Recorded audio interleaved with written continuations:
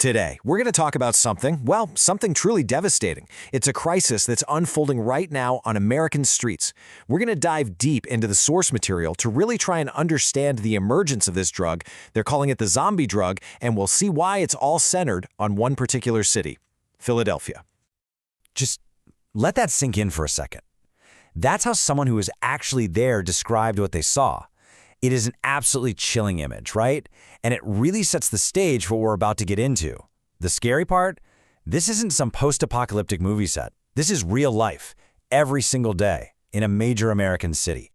And the heart of it all, it's a neighborhood called Kensington. You know, it's wild to think this place is just a stone's throw away from New York City and Washington, D.C. But it's become infamous. It's known as the largest open-air drug market in the entire United States. Some people even say the world. This is ground zero. All right, so let's get right into it. What exactly is this zombie drug? To really get a handle on what's happening to the people in Kensington, you have to understand the substance that's behind all of this. Okay, so on the street, they call it trank. And what it is, it's this deadly cocktail of two totally different things. You've got fentanyl, which I'm sure most of you have heard of by now. It's an incredibly powerful opioid. But then it's mixed with something else called xylazine. And it's that combination, that specific mix, that's what makes this thing so uniquely and terrifyingly dangerous. So let's break this down a bit. On one side, you've got fentanyl. We're talking about a synthetic opioid that is 50 times stronger than heroin. It's just an insane level of potency. But then, on the other side, you have xylazine. And this is the part that's just mind-boggling. It's not even an opioid. It's an animal sedative, a tranquilizer that veterinarians use on huge animals, like horses. So you're mixing a super potent painkiller with a powerful animal tranquilizer. The effect it creates is, well, it's something we've just never seen before on the streets. And the results of that combination? They're absolutely horrific. Users fall into this catatonic, almost zombie-like state, sometimes for hours at a time. But the most horrifying effect, and this is really graphic, is something called necrosis. The drug literally causes these severe, flesh-eating wounds that rot the skin and tissue. And they can appear anywhere on the body, not just where the drug was injected. And if all of that wasn't bad enough, here's the kicker. Because xylazine isn't an opioid, the withdrawal is a complex nightmare that most rehabs and hospitals simply have no idea how to treat. So here's the really crucial point to grasp. This crisis, it isn't just about a new scary drug appearing out of nowhere. The sources we're looking at make it pretty clear that this is about a whole system in collapse.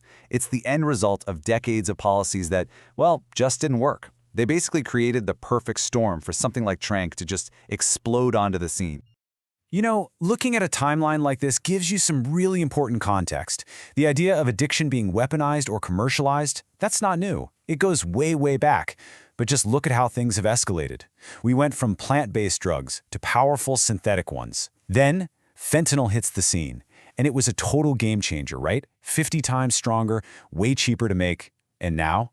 Now we have trank. It feels like the next and, honestly, the most terrifying step in this whole awful evolution. So you have to ask, why Kensington? Of all places, why did this crisis take root so deeply right here? Well, it was like the perfect storm of factors. You've got this deep-seated poverty and a massive unhoused population. Then you layer on widespread, untreated mental health issues, and that alone creates a really vulnerable community. But then you add in this sort of unofficial policy of tolerating the open-air market, and top it all off with the fact that the drug is dirt cheap and easy to get. You put all that together in one place, and boom, you've got the epicenter of an epidemic.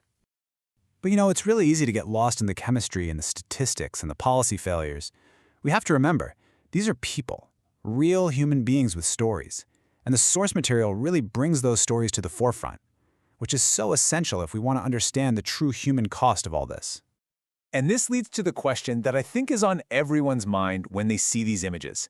If this stuff literally destroys your body, if it rots your flesh and could easily kill you, why would anyone use it? It just doesn't make sense on the surface. But the answer? It's just heartbreakingly complex. It really comes down to one word: escape. That's what one person on the ground said. It's about trying to escape from untreated depression, from deep, deep psychological trauma. I mean, think about it. In a country already struggling with a massive mental health crisis, a drug like this offers a way out, even if it's a temporary and deadly one. from a pain that just feels completely unbearable. And this is where we meet a man named John. He's been living on the streets in Kensington for years. And his words, they just capture a level of despair that it's hard to even wrap your head around. He's not fighting for his life anymore. He's just accepted that this is how it ends for him. And he's 34 years old. Just 34. At an age when so many people are just building their lives, he's completely surrendered to the idea that this drug is going to be the end of him. And then you hear a story like this one from a 26-year-old resident. It just shines a bright light on how this is a generational tragedy. For so many people out there, the trauma, the exposure to addiction, it all started when they were kids, in their own homes. The people who were supposed to be their role models were doing it. It just becomes a normalized part of life. So what happens when they actually try to get help? The system often fails them, and in the most brutal, awful ways. This is what John says happened the last time he went to a hospital seeking help for his horrific wounds. He wasn't seen as a patient in pain.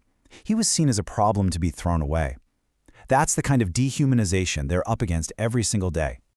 So when you put all of these pieces together, it just paints this picture of a crisis that feels almost impossible to solve.